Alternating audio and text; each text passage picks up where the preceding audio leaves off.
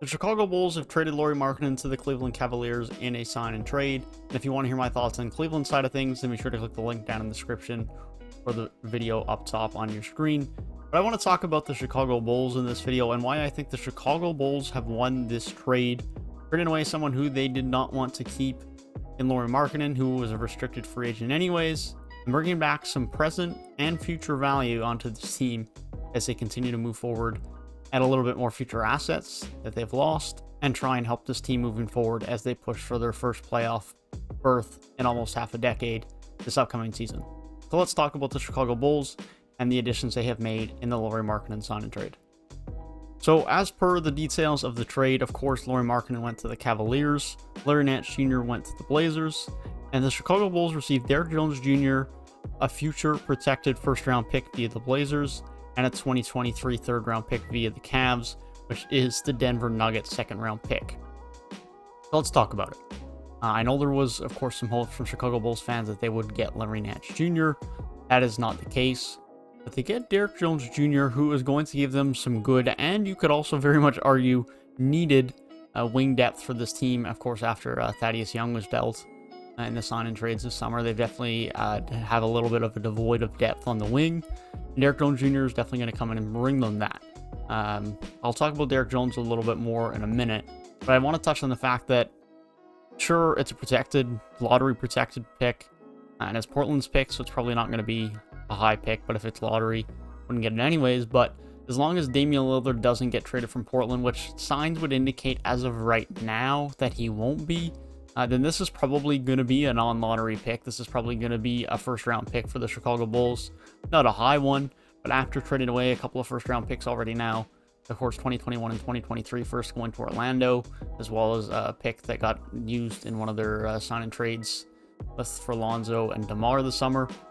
Added a first-round pick back into this team as they continue to work towards their future is definitely positive. So getting a first-round pick from the Portland Trail Blazers is very good. And then, of course, you add a late second as well, which is going to be from Denver. It's not going to be a great second. But adding 2 picks, 1 first-rounder for someone that is going to be leaving your team anyways this summer as a restricted free agent, time had run its course. Markkanen was going to be gone, and getting back some future assets for him is very valuable. Now, Derrick Jones Jr., let's talk about him. He definitely had a down year in Portland last year. He definitely didn't live up to expectations. I think there was higher expectations for him after a couple of good years in Miami. They gave him a 2-year deal on the mid-level exception, so he still has 1 more year left on the mid-level exception. But if Chicago don't like what they see, they can trade him, although unlikely. They're not tied into anything long-term financially, but they do have him 1 year mid-level exception. They can bring him back on a mid-level exception next year if they want to. Let's talk about what Derrick Jones Jr. can bring to this team. First off, this team doesn't really have much wing depth right now, period. With Thaddeus Young leaving, and with all the sign-and trades that were made summer, the Chicago Bulls team does not really have any wing depth right now. Troy Brown Jr., you could say, could end up playing a little bit of that small forward spot. But outside of that, they don't really have anyone there. So bringing in Derrick Jones Jr. is very good to just fill that depth. And he can play at the 3 or at the 4. More naturally has played at the 3, but he can play up or down there. He'll be fine. He can hold his own at either spot. He's a little bit small for the 4. But he has the physicality. He has the leap. He has the strength. He can be those forward backups for the Chicago Bulls team. I think he's going to bring some very good and needed defense off of the bench for this team. And he hasn't necessarily been regarded as a top defensive player, but I think he's going to try and get back to those roots in Chicago. I know he has a lot of upside in the defensive end. Of course, his athleticism is very good. Everyone knows that. Lonzo Ball is going to be able to throw a ton of oops to him and Pat Williams and DeMar on this team. There's no doubt about it. But Derrick Jones Jr. is going to get brought in, and he's going to be a defensive guy for them off the bench because that's what they need. They don't need scoring from him, realistically. They have Lonzo, who will do a bit of scoring for them. They have Zach. They have DeRozan. They have Vucevic. They have 3 all-star caliber guys there who get buckets. But they need defense because Vucevic for the center position isn't a great defender. Levine, I think, will be better this year now that he doesn't have to carry the load, but still is an elite defender by any stretch. And DeRozan is by no means a great defender either. So having Derrick Jones Jr. come in, that's what he prided his game on coming into the league, was good defense, working hard, that hustle, that effort. And I think we're going to see more of that from him this year. I think that's going to be in a very important role for him on this team. He's going to bring a lot of energy and a lot of life off of the bench. I don't think he got used properly in Portland. I don't think they used him as they needed to get what they needed on the defensive end, and this is one of the worst defensive teams in the league last year.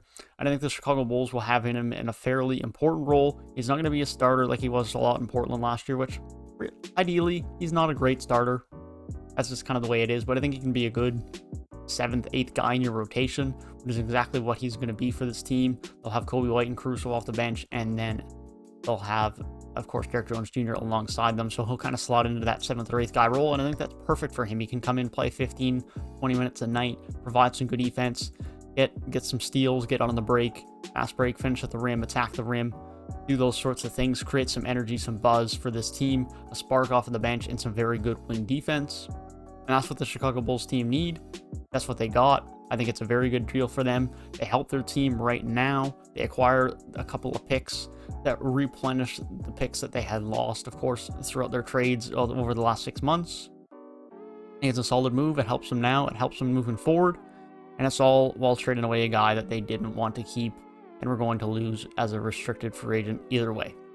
So that is my thoughts on the Chicago Bulls and why I thought they have won the Lauri Markkanen sign and trade. If you want to hear my thoughts on the Cleveland Cavaliers end of the deal, make sure to click the box on the right-hand side of the screen.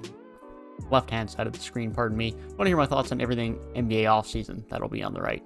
That being said, I hope you guys have a great rest of your day, and I will see you guys in the next one.